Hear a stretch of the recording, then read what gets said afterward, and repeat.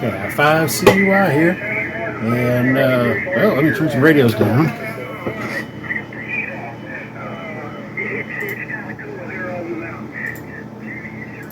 Like everybody started talking at once. Well, today I really don't have nothing. We might be working on the boat today, and I know we're going to work on cleaning this garage up some more. We started. I decided not to do a time lapse of it because that would probably be boring. I know we're going to go through all the different power supplies, battery wise, generators and such, make sure we have stuff operational when we need it. The big battery box down here in the bottom, the one I use out in the kayak, the big generator, just start it up, let it run for 10 minutes, make sure everything's hunky-dory on it, check the oil and all. Kayak battery box, which actually I'm using right now. I basically have one of the power bricks. I took all the power bricks off the radios and have a big Anderson connection. I guess I could do a video showing you that. I'll do that and add it onto the back of this or something. And then, what did I say? Oh yeah, the big green power box, which I don't know if I've ever done a video on that.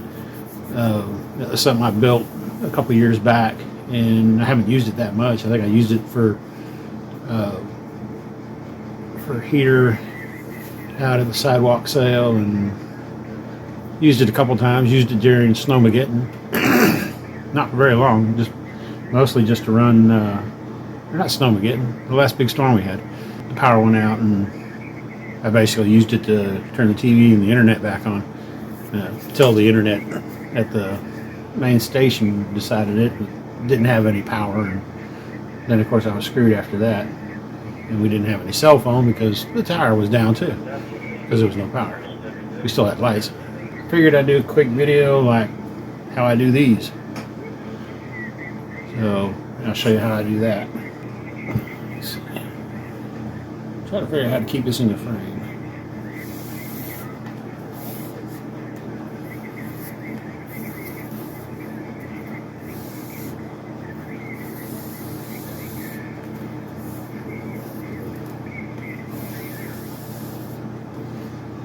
Get to the end, figure out how much I need.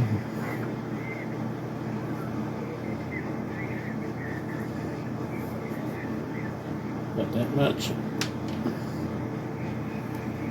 Turn it over. Choke up just a little bit. So at this point I've got two little eyes. The first one's the hard one. Loop over, take this line over, come up through the back.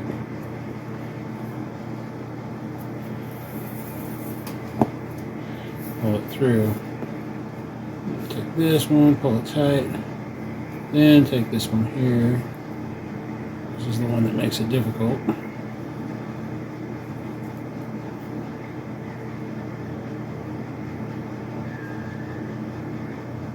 Just like that. So then as you go, you'll take this side then, loop over, under,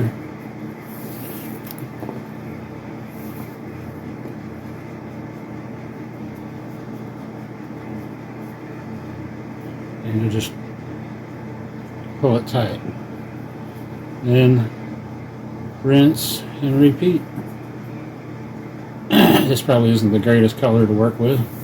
Probably doesn't show up that great on the camera either. You don't have to pull them super tight. However, I probably would. Actually, I'm going to probably let some of this go and pull it a bit tighter up on top. Well, actually, I'm thinking here. You pull it tight right there. Yeah, because this you can actually pull out of the center if you're not careful. So all the ones that, if you forget, you just know that all the ones that are pointed towards the back, those are the ones that's going to cut across and do the number 4.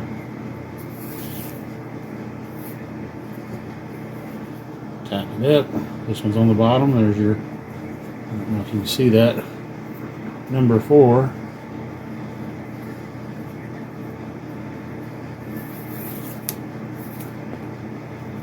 Sure hope this is long enough.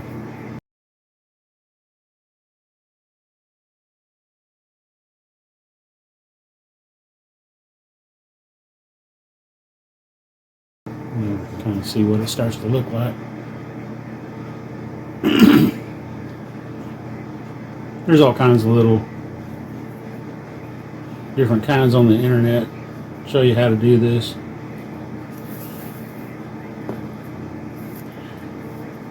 I think the one I saw this on was the Mad Max one, and I think he kept calling it a cobra knot. It's called a Solomon knot. But either way, it'll do exactly the same thing. Although they kind of look like little cobra heads. I don't know if you're supposed to freehand them like this or not. Like if there's supposed to be a jig or something like that, there very well might need to be. I don't know. This is called being bored. I used to do this kind of stuff at work. A little downtime, and I'd have a little piece of string, or a piece of this paracord about 4 foot long, and I would practice different knots. Oop. This would probably be neater if it was a couple of different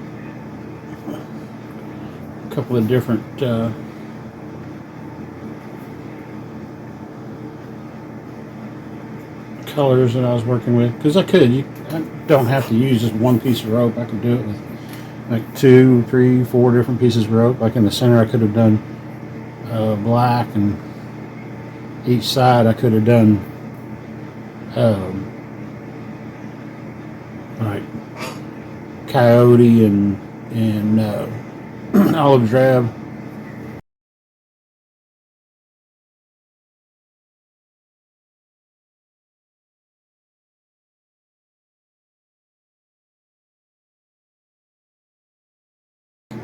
How much paracord do you need? Honestly, don't know. I usually have quite a bit left over. So when you get down to the end, it's kind of a pain in the butt. Why ain't I fishing today? Well, yesterday the overheat alarm came on the boat. I'm not sure why. It did it twice. So we brought the boat back in. I mean, it was right as we left the dock. Matter of fact, my wife hadn't even made it into the boat. It just got off the trailer, and so I turned the engine off, and I took the trolling motor to get the boat back to shore, and went and got the trailer to load the boat up. Of course, the alarm was off at that point.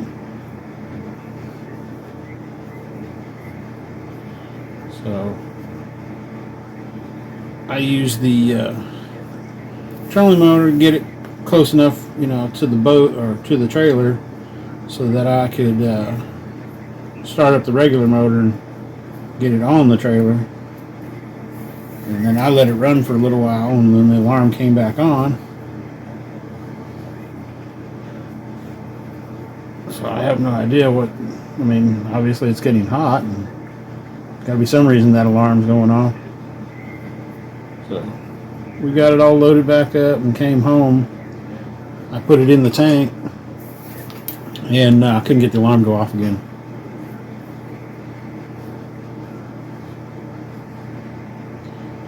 took the laser to it, and I could never get it to go over 163 degrees.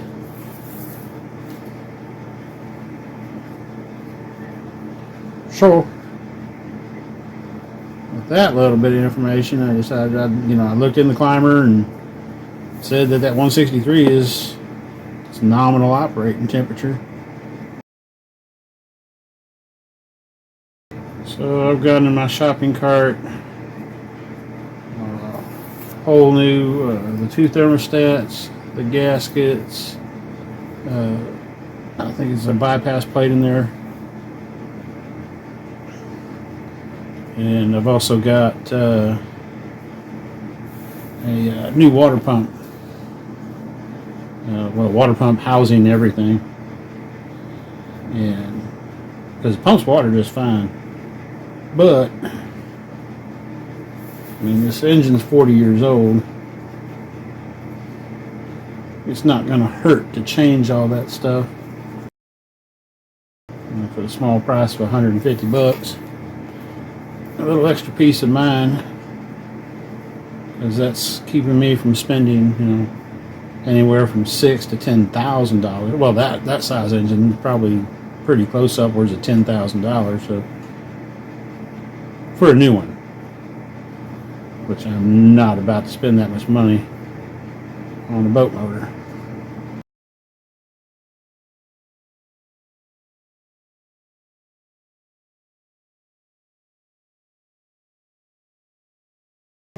At this point, a jig probably would be helpful. A hook where you can hang that on, and then you can do the loop this way, so you can keep it taut all the time. And you really don't want it to be too taut, because you still got to take these and thread your stuff through them. So I might just do that now. Let's see how much I can pull out here. Yeah, I think that's what I'll do. Take this top one, and I'll push it through here.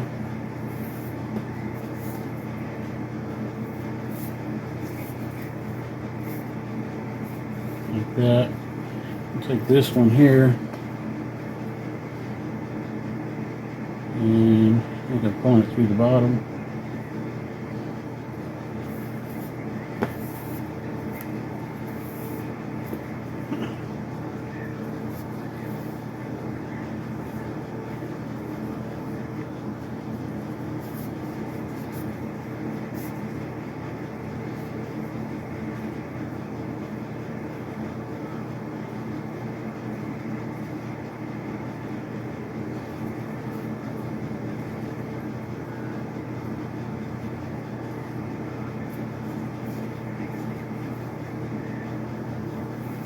I think I did that right.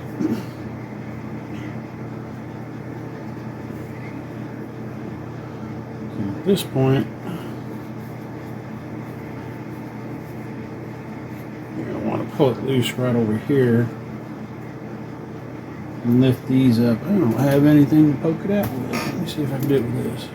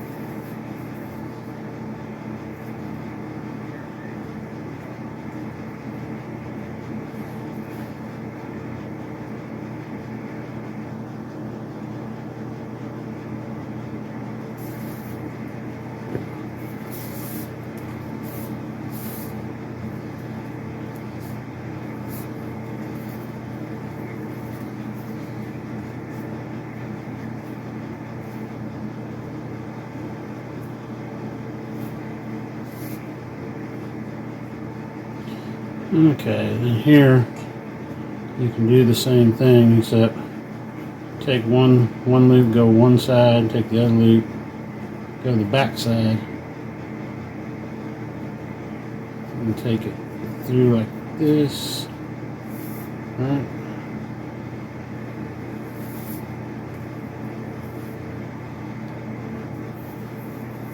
Through like this.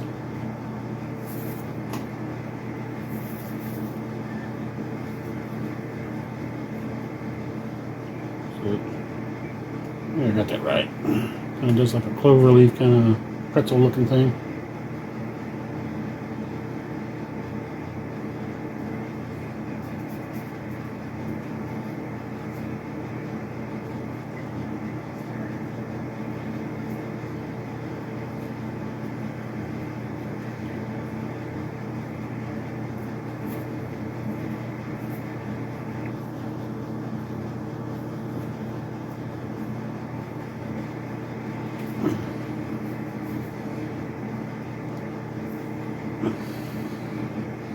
You can do any number of things. This, I think, look cooler.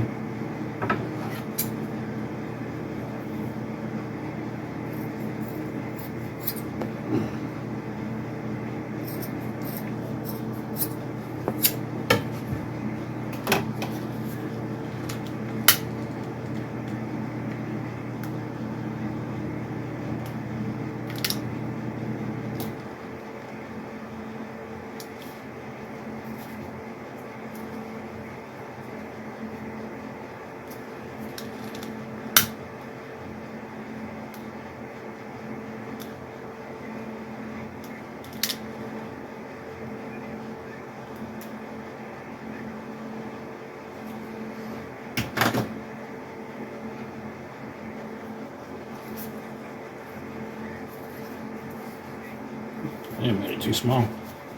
Yeah, I think I did. Oh well.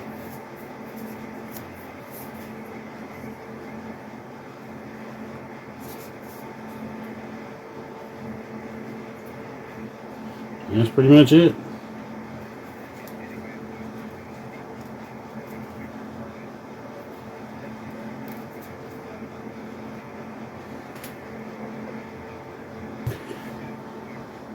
Not very useful, not tactical, not for preparedness, for survival, just something to cure boredom. And that's all I got today. I might do something a little later. This is KI5CEY signing off, saying 73.